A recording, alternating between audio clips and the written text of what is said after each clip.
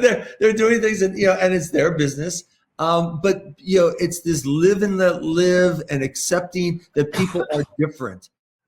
Did you feel any of that during your? Oh, I absolutely felt that. And honestly, Dennis, that's one of the reasons I love the Libertarians so much. Is it not even just at Porkfest, although it was absolutely at Porkfest, but just in general for me, I love the live and let live thing. I love the idea that like I might not agree with you and I might find some of the things you say offensive. And God knows sometimes I go out of my way to be offensive in order to make the point that we're allowed to be offensive. But like I like the attitude that I'm not going to try to impose my will on you. And it really is like, even to this day, again, like I keep going back, like the last 2 years have been pretty crazy for me in terms of just like this political evolution. And there have been so many instances where people have frankly been trying to control my speech and trying to dictate what I can and cannot say and what I can and cannot believe. And it's even for me, I still feel like a little shell shock, to be honest, about how much people have tried to control my speech and my thoughts over the last couple of years. And, sometimes it feels very weird to me. Like even when I'm interacting with like the LPNH or something in New Hampshire, like I feel like I'm just like waiting for them to try to control what I'm saying and what I think, especially because like I have some of the like the platform that I have, and it never happens. It never, even when I say something, even when I had that Holocaust tweet that got me in trouble that was taken out of context Newsweek. But like even that, it was like, who were the very first people to step up and have my back? It was libertarians. And they didn't waffle. And they said, we might not agree with what she said, but you know what? We have her back. And I really, really, really appreciated that, because I feel like, again, I know this is a me thing. I understand that. But I do not like it when people try to control what I can say and what I can think. And this is literally the only community I found that has not tried to do that. Yeah. And so, yeah, I think it's great. I mean, it is very impressive, especially if one is not kind of in the mold of everyone else, to be in a society where you're allowed to be yourself. And it's, I think it's actually a relaxing thing that, when you get there early on, you're still, you're coming from an authoritarian state and you're still having this pretense. And then as the week goes on, you realize it's okay to be you. Yeah. It's okay. That's acceptable. And of course, in a libertarian society, we want everyone to be themselves and to express themselves in whatever ways that they want. And who knows what that creates? Who knows the fruits that will come from that? You see that at Porkfest. You see what comes when you allow people to be themselves. And to be honest, Porkfest for me came at a time when I was undergoing the worst cancellation I've ever undergone. I was being canceled by thousands of people on the internet. And so I definitely arrived there and I was extremely stressed out. Like I had just had my house doxxed. Like I didn't know what was going to happen. I was actually really afraid because like my address had shown up all over the internet on like the day that I left for Porkfest. And so Victor was home alone and I was like freaking out. I was like, well, who knows what's going to happen? I mean, I know Victor has guns and he knows how to use them, and we worked that out. But I say that because it was like I was like at peak, like I was peak get off my lawn when I arrived at Porkfest last year. and it was one of those things that over the course of the several days that I spent there, I was able to absolutely decompress from that whole thing. And, I like that you said, like, you learn that you can be yourself. I really do think that Porkfest last year was a pivotal moment for me on my journey where I started to have more of an unconditional acceptance of who I am and really kind of like expressing that trying unapologetically. Now, I'm not perfect about it. Sometimes there are things that I'll say that again get me in a little bit of trouble. But like, I do think that that's important because I am like a very creative person, and I think that sometimes when you're in creative conversations, you need to go to extremes sometimes. Like you need to be able to have the full breadth of ideas available to you. And if you can't talk about the full breadth of ideas, then you can't create something that's really, really great and impactful.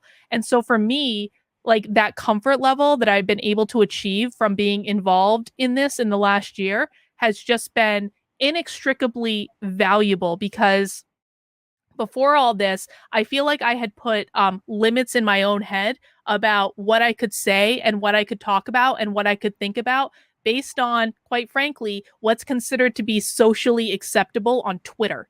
Right. And and that's not conducive to actually being in a state of creation when you put these limits on yourself. And so I think being at Porkfest was a very key part of me of trying to like remove those limits and disappear them. And even the culture with like, again, the LPNH and the Mises Caucus has just continued to reinforce that for the rest of the year. And I've only benefited from that. So it's something that I feel very grateful to be involved with. We should actually have a conversation at some point in the future about personal growth and libertarianism and what the intersection of that is. Because you're touching on something that's really important.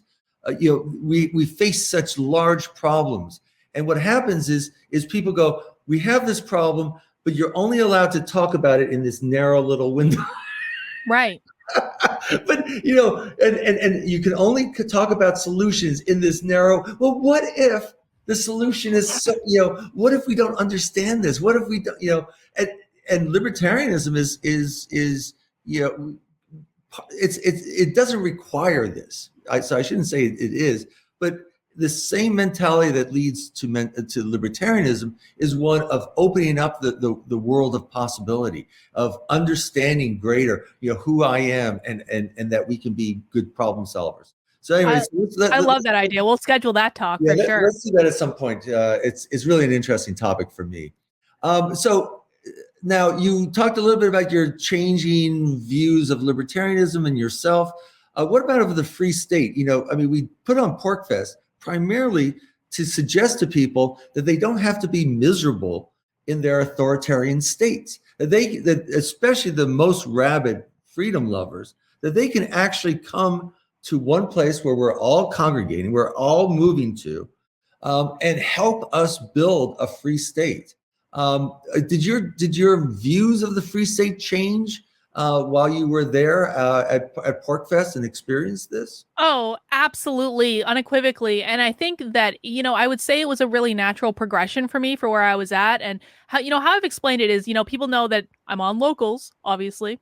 And the reason that Dave Rubin built Locals was he wanted to create these like small communities where people could connect with like-minded people. And he thought that was the future of the internet. Well, Porkfest for me took that idea from an internet community and put it into reality.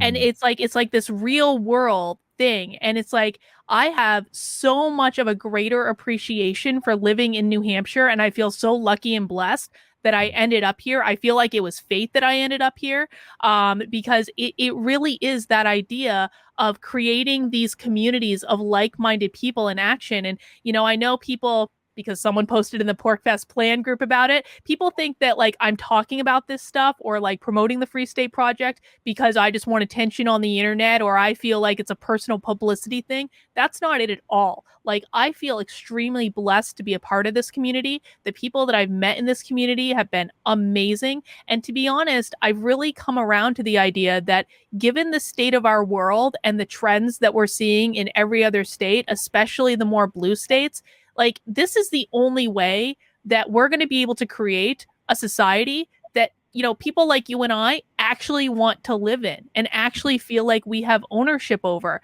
And it's like, we might not agree on everything, but what we do agree on is leaving each other alone. And if we don't want to associate, then we don't have to associate. And I really have come around to this idea that creating this community of like-minded libertarians and congregating libertarians in New Hampshire is absolutely the best path forward to creating the type of place that I want to be in. And so, no, I'm 100% brought into it. I love the Free State Project. I love every Free Stater that I met. They're just wonderful, happy people. They're happy, Dennis. Like, they're happy. We're so relieved. Like, no, but it is. It's like they are different than like Democrats are obviously miserable in most places, and Democrats are especially miserable in New Hampshire, which I find a great deal of humor in. But like Republicans are now miserable too because they're living in this society that are ruled by Democrats, where Democrats have all the power positions because Republicans are lazy and don't do anything.